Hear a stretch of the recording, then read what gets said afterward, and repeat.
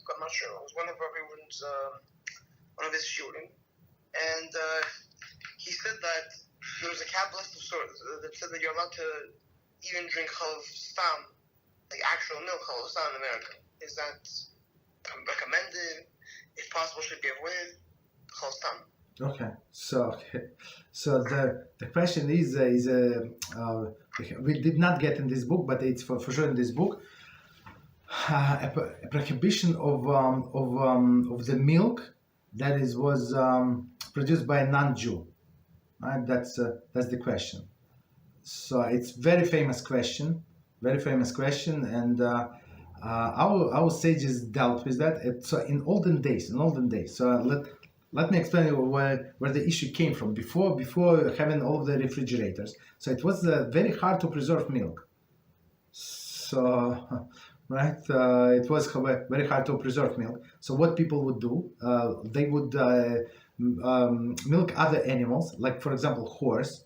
And horse has a very fatty milk, like very fatty. And they would add this horse milk into the cow milk. And in olden days, before people knew about cholesterol, so the fatter the food is, the richer it is, the better it is.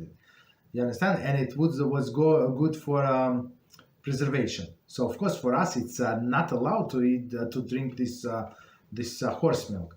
So the only milk we allowed to drink is only when it was milked. The cow was milked. Let's say cow milk for simplicity, right? By a Jew, or it was supervised by a Jew.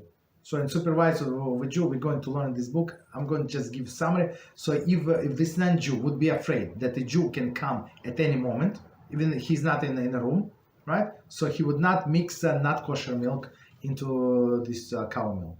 Right? But today, Rav Moshe Feinstein dealt with that. So he said today they have cameras and they have inspections, government inspection, and go to this milk farms and they check, and if there's some impropriety, because it's milk and bread is like a staple food in all of the countries, right? So that's they have special subsidy. Government control the prices on the milk, right? They subsidize and stuff like that, right? So they would go and inspect. So if they found some impropriety, they would shut down the whole farm business. They take the license. So it does not make sense for these farmers. Like they put so much preservatives in that milk, right? The milk can stay like for 3 weeks, like regular milk, 3 weeks. So I mean, if somebody knows like real milk, like from cow. That's what when I was little, that's what we buy, like from cow, fresh milk. Like after 2 days, then even sometimes next days, unless you pasteurize and it boil, it goes bad. Like 2 days for sure, it goes bad.